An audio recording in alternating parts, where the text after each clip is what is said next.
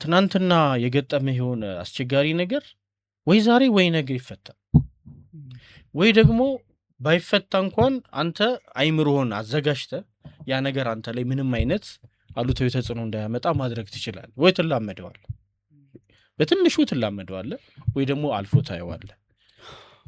እንደ ምሳሌ አንዴ ከዚህ በፊትም ሬዲዮ ላይ አንስቼዋለሁኝ። እዚህ ኦሎምፒያ አካባቢ ኦሎምፒያ ከንትን ጀርባ ቦሌ ከኦሎምፒያ ጀርባ ያሉት ቤቶች አሁን ብዙዎቹ ፈርሰዋል። የአርሴናል እና የማንቸስተር ደጋፊዎች አሉ እና ማንቸስተር ዩናይትድ ካስታወሳችሁ ቫምፐርሲ መጀመሪያ ጎሉን ሁለተኛውን ሄነሪ በቴስታ ያገባና 2-1 መጀመሪያ ሩኒ ባገባው ማንቸስተር ይመራ ነበረ። 2-1 አርሴናል አሸነፈ። ሲያሸንፍ ወንድማማቾች እኮ ናቸው። አንዱ የማንቸስተር ደጋፊ ነው፣ አንዱ የአርሴናል። ሲያበሽቀው ምን ሲለው ገባና በገመድ ታነቀና ራሱን ህይወቱን አጠፋ። ቅዳሜ ዕለት ነው እንደዚህ ይሄ ጨዋታ የሆነው።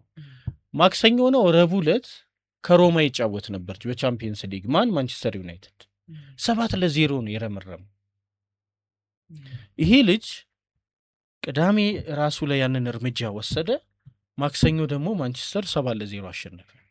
በእነዚህ ቀናት መካከል ልጁ መታገስ ችሎ ቢሆን ኖሮ የሚደግፈው ቡድን ሲያሸንፍ ያይ ነበር። እና ችግሮቻችንም በዚህ መልክ ነው ከኛ የሚወገዱት።